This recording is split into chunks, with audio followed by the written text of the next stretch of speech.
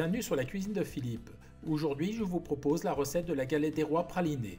Pour réaliser cette recette, il vous faudra 125 g de poudre d'amande, 100 g de praliné, 80 g de sucre en poudre, 80 g de beurre mou, 2 œufs pour la crème, un jaune pour la dorure et de pâte feuilletée. Dans un cul de poule, j'ai mis le beurre, je rajoute le sucre. Je travaille le tout à la spatule de façon à incorporer le sucre dans le beurre.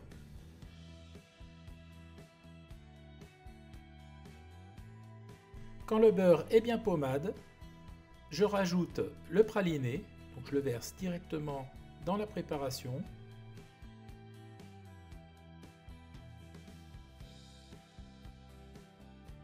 Et je continue de travailler le tout à la spatule.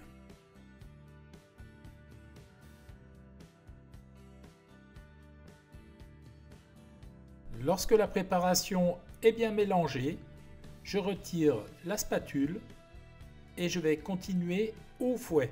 Donc là, je fouette le tout.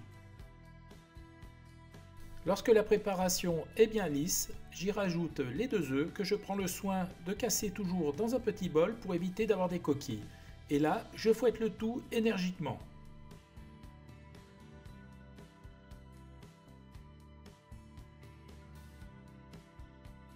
La crème est bien lisse, elle fait le ruban, regardez. À présent, je vais rajouter la poudre d'amande. Donc je la verse directement dans mon saladier. Et là, avec le fouet, je l'incorpore progressivement en augmentant la vitesse de rotation en partant du centre.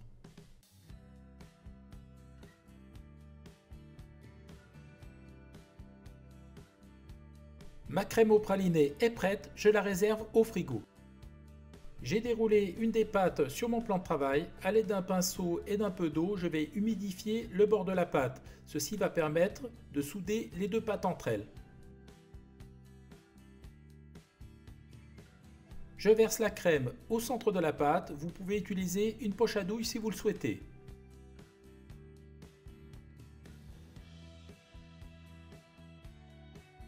À l'aide d'une spatule, j'étale la crème en n'allant pas jusqu'au bord. On garde une marge d'environ 3 cm sur le pourtour de la pâte.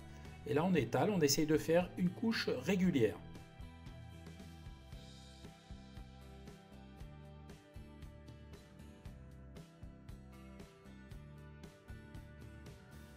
Bien sûr, je n'oublie pas de mettre les fèves. Alors, je vais en mettre une par ici. On ne met pas trop au centre quand même. Et la deuxième, je vais la mettre par ici. Voilà. On arrive maintenant à la partie la plus périlleuse de la recette. Donc, je décolle la pâte du papier et je la dépose par-dessus l'autre en l'ajustant. Donc, on met bord à bord. Voilà. Et on l'ajuste tranquillement de façon à ce qu'elle recouvre bien la crème et que ce soit bien régulier. Bon, ici, la pâte s'est un petit peu détendue parce qu'elle a chauffé en attendant, mais c'est pas grave. Avec les doigts, j'appuie pour bien coller la pâte. À l'aide d'un couteau, je coupe l'excédent de pâte de façon à avoir une galette bien ronde.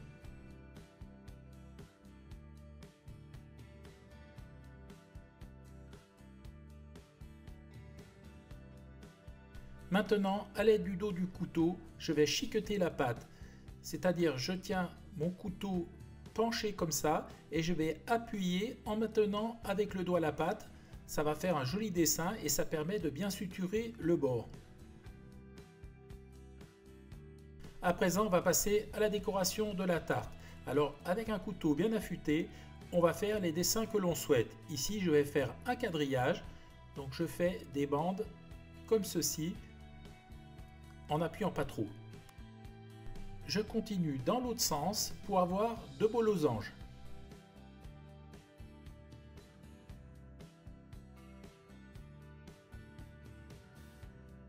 Voilà, sans oublier de faire des trous pour que la vapeur s'échappe. Alors ici, on va faire des petits trous en allant dans les traits du quadrillage, comme ceci. Et on en fait un petit peu de partout pour pas que la pâte gonfle.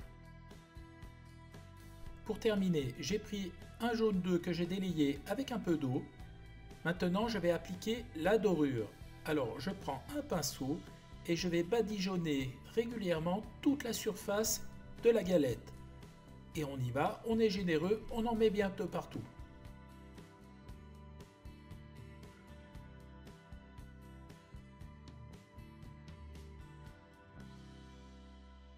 La galette est prête à être enfournée, four thermostat 180 que j'ai préchauffé pendant 35 minutes. Tout juste sortie du four, regardez le résultat comme elle est brillante, on va la laisser refroidir avant de la déguster. Et bien voilà, la recette est à présent terminée, regardez comme ma galette est jolie, elle est toute brillante, alors je vous montre, regardez, elle est magnifique, et je peux vous dire, ça sent super bon. Alors mon quadrillage est pas trop mal, il est assez régulier, ça va, elle a gonflé un petit peu sur le côté, là, juste par là, mais c'est pas grave. Voilà, donc maintenant on va passer à la dégustation. Alors j'ai pris un couteau et on va regarder comment est l'intérieur. Alors je vais couper une part ici. Alors bon, le dessous est bien cuit, d'ailleurs c'est pour ça qu'il glisse sur l'assiette. Mais on va y arriver, vous inquiétez pas. Alors voilà, je découpe une part quand même assez jolie. Le feuilletage est bien cuit. Alors je vais souder la part et vous montrer ça. Regardez comme cette galette est gourmande. Alors je la mets sur le côté, vous allez pouvoir observer la crème pralinée. On n'a qu'une envie, c'est de la manger. Moi j'adore cette couleur. Elle s'est bien tenue, c'est super. Alors maintenant je vais déposer la part dans une assiette blanche, comme ça vous pourrez mieux voir la couleur. Alors je vous montre une dernière fois. Voilà, la recette est à présent terminée. Nous, on va se régaler, alors je vous laisse le soin de reproduire cette recette. J'ai été super content de vous présenter cette recette. J'espère qu'elle vous a plu. Si elle vous a plu, mettez un petit pouce bleu, abonnez-vous à la chaîne, ça me fera toujours plaisir. Sinon, moi je vous dis à très vite pour de nouvelles aventures culinaires sur la cuisine de Philippe. Ciao, ciao!